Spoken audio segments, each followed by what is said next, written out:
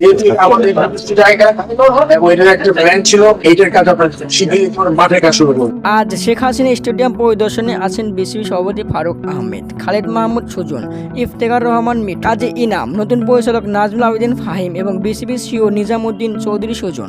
পরিকল্পনা তো করা হয়েছে, সেই পরিকল্পনা যদি আমরা করি তাহলে তো অলরেডি এটা আছে। মাঠটা খুব ইম্পর্টেন্ট জিনিস, আর বাকি সব জিনিস মাঠ মানে মাঠ ভালো থাকলে, উইকেট ভালো থাকলে আমাদের ছেলেমেয়েরা বেশি খেলতে পারবে এবং ওদের প্রোগ্রাম গুলো প্ল্যান মেতে করা। দর্শক, গত বৃহস্পতিবার বিসিবি বোর্ড সভায় ফারুক আহমেদ পূর্বাচল স্টেডিয়ামটি দরপত্র প্রক্রিয়া বাতিল করেন। শনিবার পূর্বাচল স্টেডিয়ামে পরিদর্শনে এসে দ্রুত কাজ করার আহ্বান জানান বিসিবি। যত দ্রুত সম্ভব মাঠ তৈরি করতে চায় BCB. Dhaka premier league DPL আয়োজন করতে চায় বিসিবি। 2031 আইসিসি ওয়ানডে বিশ্বকাপের সহ আয়োজক বাংলাদেশ দ্রুতই বেশ কয়েকটি মাঠে তৈরি করার পরিকল্পনা নিয়েছে বিসিবি। তবে এই স্টেডিয়ামটির নাম এবং নৌকার আদলে হওয়া নকশাও পরিবর্তন করা হবে বলে জানান বিসিবি। তবে স্টেডিয়ামের নাম কি রাখতে চান সেটা বলেননি। বললেন বোর্ড আলোচনা করার পর এটা সিদ্ধান্ত নিব, তারপর একসঙ্গে কয়েকটি স্টেডিয়ামের সংস্কার করা সম্ভব নয়, একটা একটা করে নির্মাণ করা হবে। আমাদের টার্গেট এই স্টেডিয়ামটি আগে নির্মাণ হবে দ্রুত সময়ে, তারপর অনুভূতিতে আমরা হাত বাড়াবো।